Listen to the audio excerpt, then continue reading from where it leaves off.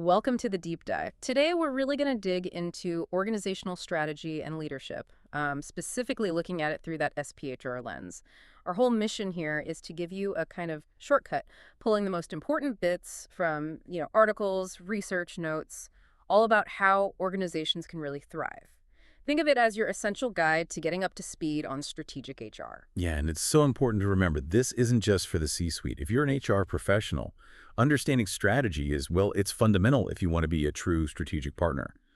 This deep dive should really shed light on the why behind decisions and, crucially, highlight HR's absolutely critical role in making strategy actually happen. Okay, let's kick things off with the absolute foundation, the North Star for any organization, its mission statement. Every company needs that clear reason for being, right? That's the mission. It answers those big questions. Why are we here and who are they serving? Exactly. And a good mission statement, it's not just corporate fluff. It needs to be concise, like one or two sentences really clear and memorable. Usually it covers three key things: the purpose, the why, the business, the what or how, and the core values, those principles guiding the culture. Like Microsoft, right? Their mission to empower every person and organization on the planet to achieve more. That nails the purpose and the business side. And here's the thing for you. A strong mission acts like a filter. If an HR policy or initiative doesn't really connect back to that mission, well, it can cause problems, inefficiency. Absolutely.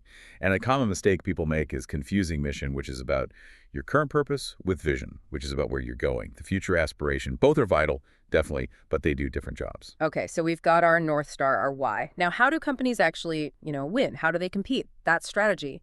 It's a long-term game plan for hitting goals and getting that competitive edge, especially when you've got choices about pricing and positioning. Strategy is really about how you choose to compete. And Michael Porter's generic strategies are just brilliant for understanding this. They really define the main ways companies stake out their territory. First up is cost leadership.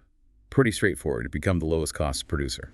Walmart is the classic example, isn't it? Everything they do, supply chain, staffing, it's all geared towards efficiency, driving costs down. Yeah. There's actually a kind of interesting historical example. Texas Instruments with LED watches way back. They got so good at low-cost production, they basically forced almost everyone else out. Shows the power, but also the risk if you don't keep innovating. Right, you can get commoditized. Yeah. Then the opposite approach is differentiation. This is all about offering something unique that customers really value, enough to pay more for it. Apple is the poster child here, the design, the brand, that whole ecosystem. Yeah, and for HR folks listening, if your company is a differentiator, your focus shifts, right? You're hunting for talent that drives innovation, creativity, maybe top-tier customer service, not just pure efficiency. Exactly. And the third main strategy Porter outlined is focus, or niche strategy, serving a specific narrow market segment exceptionally well. You can do this either through cost focus, being the cheapest in that niche, or differentiation focus, being the most unique in that niche. The big takeaway for you here is that whichever strategy you pick, the whole organization has to align behind it. Structure, culture, everything.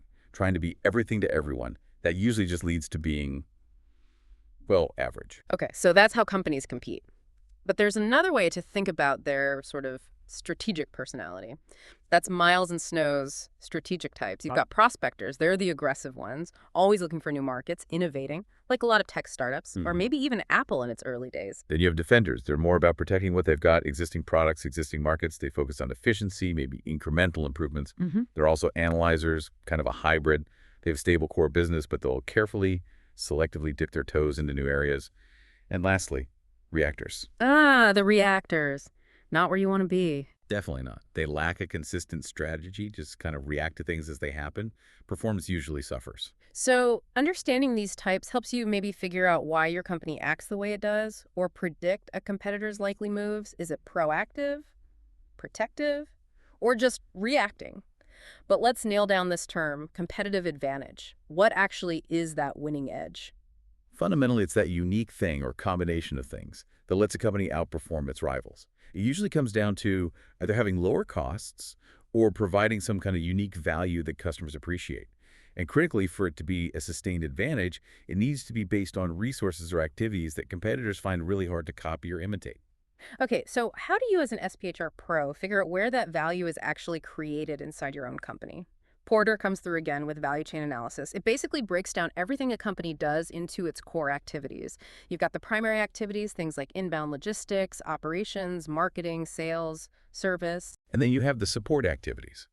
This includes things like the firm's infrastructure, technology development, procurement, and crucially for us, human resource management. Hiring, training, development, it's all in there. Right, so HR isn't just overhead, it's a support activity that enables the primary ones. Exactly. By looking at each link, HR can see where it can add value. Are we hiring the right skills for efficient operations? Are we developing people to support innovation? For a cost leader, HR might focus on streamlining HR processes themselves. For a differentiator, maybe it's about talent development for R&D. Makes sense. Now, to actually figure out the strategy, companies need tools to look both inward and outward, right? The classic is SWOT analysis. Strengths, weaknesses, those are internal. Opportunities, threats, those are external. It helps you size up your position. Like having a great R&D team is a strength. Yeah. A new regulation coming down the pike, that's a threat. And for that broader external view, there's environmental scanning, often using the PESTLE framework. Right. PESTLE stands for political, economic, social, technological, legal, and environmental factors. It's about systematically monitoring that bigger landscape. And HR's role here is huge, sensing shifts in the labor market, new employment laws popping up, changing workforce demographics that all feeds directly into strategic workforce planning. HR needs to have its finger on the pulse of these PESTLE factors. Okay, so we've looked inside, we looked at the broad environment, but we also need to understand your specific industry playground. Enter Porter's 5 forces. This is all about gauging how attractive, how potentially profitable an industry is. Yeah, these forces really shape the competitive dynamics. First is the threat of new entrants. How easy is it for newcomers to start competing? High barriers to entry, like huge capital costs or strong brand loyalty, protect existing companies. Then there's the bargaining power of suppliers. Can your suppliers jack up prices on you? If you only have 1 or 2 key suppliers, their power is high. And the flip side, bargaining power of buyers. Can your customers demand lower prices or better quality? If you have a few large customers, they have more power. Also need to consider the threat of substitutes. Are there totally different products or services that customers could switch to instead? Think trains versus planes, or maybe Zoom versus business travel. And finally, maybe the most obvious one, rivalry among existing competitors. How fierce is the fight between the companies already in the industry? Lots of competitors of similar size often means intense rivalry. Understanding these 5 forces helps you see where the power lies in your industry and informs strategic choices, like if supplier power is really strong, maybe a cost leader needs to vertically integrate or find alternative sources that has huge HR implications for skills and staffing. And one more Porter tool for the toolkit, looking closely at your rivals with his 4 corners of competitor analysis. This helps you try to predict what a specific competitor might do next. It involves looking at 4 things: their future objectives or drivers, what motivates them, growth, market share, profit. Their current strategy, what are they actually doing right now? Which markets, which products? Third, their management assumptions. What do they believe about the industry, about themselves, about you? Sometimes their blind spots are your opportunities. And fourth, their capabilities. What are their actual strengths and weaknesses? Financial muscle, R&D talent, distribution network? Put those 4 corners together, and you get a much better picture of what moves a competitor is likely to make. For HR, this is gold. You might anticipate if a rival is about to launch a big hiring push for specific tech skills, or if they're vulnerable to talent poaching in certain areas. It lets HR be more proactive in the talent game. Okay, this is fantastic. We've covered how to analyze the situation, but now the real heart of it for strategic HR, strategic alignment. Because a genius strategy is useless if you can't execute it, right? Absolutely. This is where it all comes together. Yeah. Effective execution demands that all the pieces of the organization are pulling in the same direction. Yeah. And from an HR standpoint, that means ensuring our practices, our policies, they actively build the capabilities needed to make the strategy succeed. So let's talk about Galbraith's STAR model. I find this really helpful. It says strategy, structure, processes, people, and rewards all have to be consistent. They have to fit together. Exactly. It's a powerful visual. And this research suggests only about 10% of companies actually achieve full alignment between their strategy and their organizational design. Wow, only 10%. Yeah, it highlights just how critical HR's role is in making those connections and being the champion for alignment. So let's break down those points of the STAR. Organizational structure. Does the hierarchy, the reporting lines, actually support the strategy? Like decentralization might fuel innovation, while centralization helps with cost control. Then systems and processes, especially HR systems, recruitment, performance management, training, compensation. They have to reinforce the strategic priorities. If innovation is the game, you hire creative types, you measure and reward experimentation. Yeah. If it's efficiency, you focus on process improvement skills. Culture and values, too. You need to actively promote the norms and behaviors that back the mission. Customer focus, agility, collaboration. HR helps embed these through training, through leadership development, through communication. And finally, people and rewards. Are the job roles designed correctly? Is the compensation structure driving the right behaviors? Think sales incentives tied directly to strategic growth targets. As an SPHR, your job is often to orchestrate this alignment, constantly linking talent initiatives back to the business goals. Makes perfect sense. And to align effectively, you need a deep understanding of your own company's internal capabilities. This brings us to the resource-based view of the firm. Right.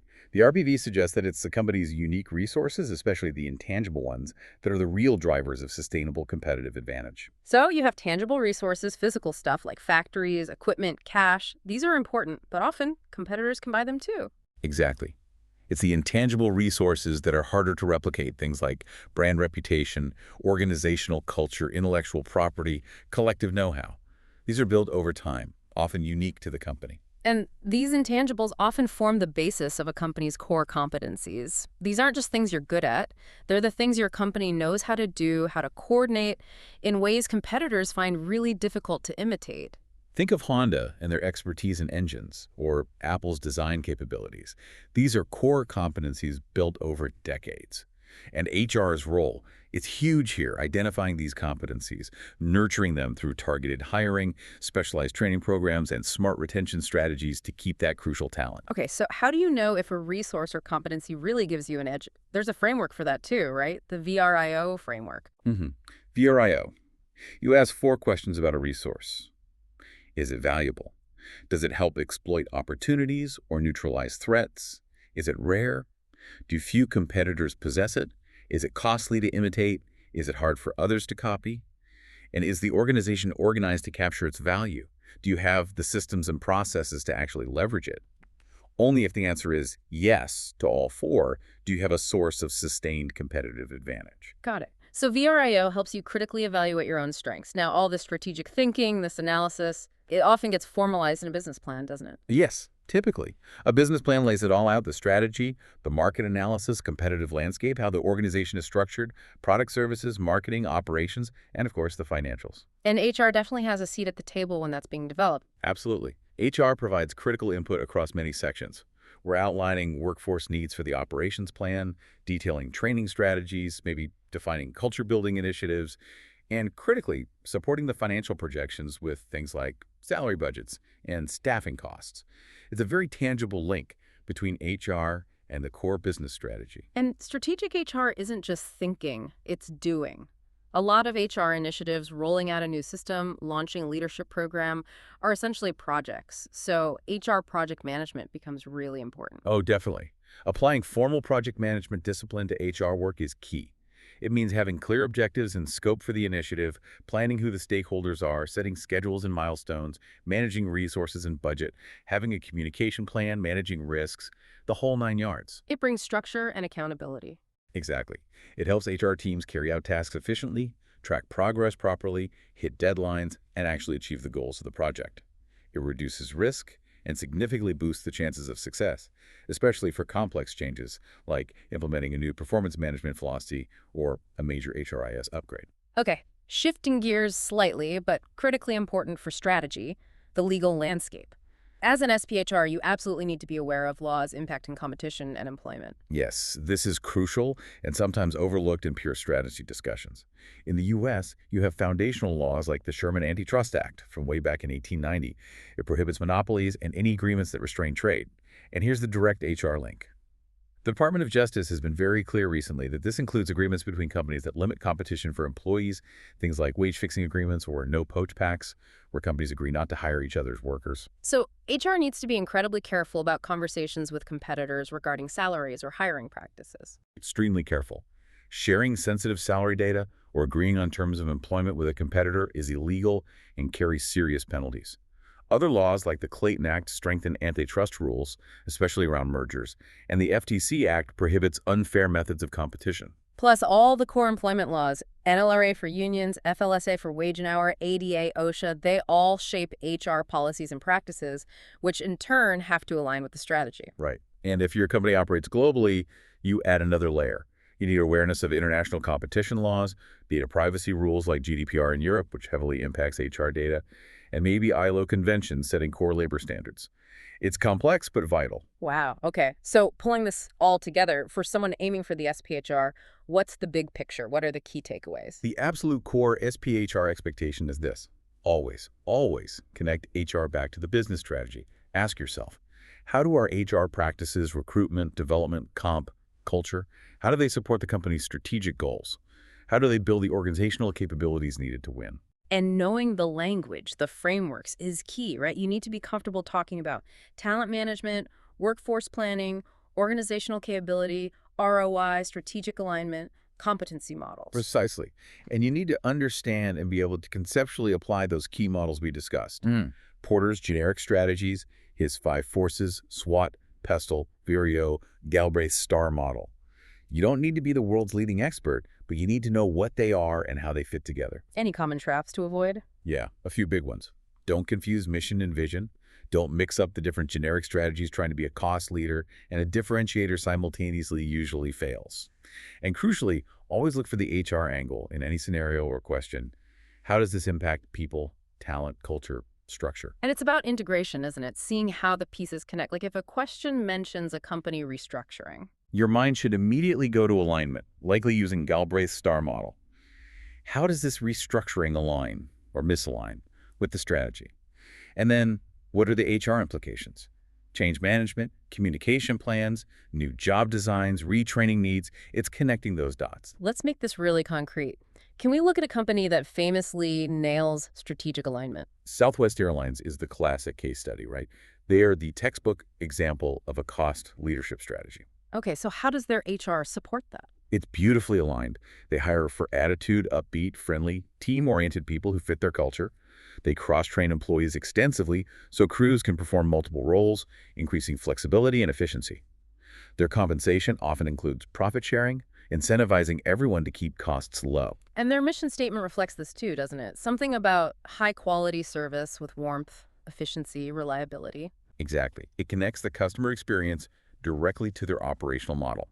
And their structure supports it. 2 simple point-to-point routes, a standardized fleet of Boeing 737s, which simplifies maintenance and training. It all drives efficiency. HR's role in finding, hiring, and keeping those enthusiastic, efficient employees who deliver that specific brand of service is a perfect example of HR driving the business strategy. It's not an afterthought. It's integral to how they achieve cost leadership. That really brings it home. What an SPHR deep dive this has been. We've covered a massive amount of ground. Hopefully you now feel like you have a much stronger handle on these frameworks and how organizational strategy, leadership, and strategic HR all intertwine. Remember that connection linking HR practices directly to the business strategy, that's not just nice to have, it's absolutely essential for driving real organizational success. So here's a final thought to chew on. We mentioned only about 10% of companies fully align strategy and design. Thinking about your own organization or one you know well, can you identify maybe one small, specific HR practice or policy that seems subtly off, slightly misaligned with the core strategy? And if you can spot one, what would be the very first practical step you could take to maybe start nudging it back into better alignment? Something to ponder. Definitely food for thought. Take that with you. Keep digging deeper, keep learning, and know that understanding this stuff makes you a much more valuable strategic partner.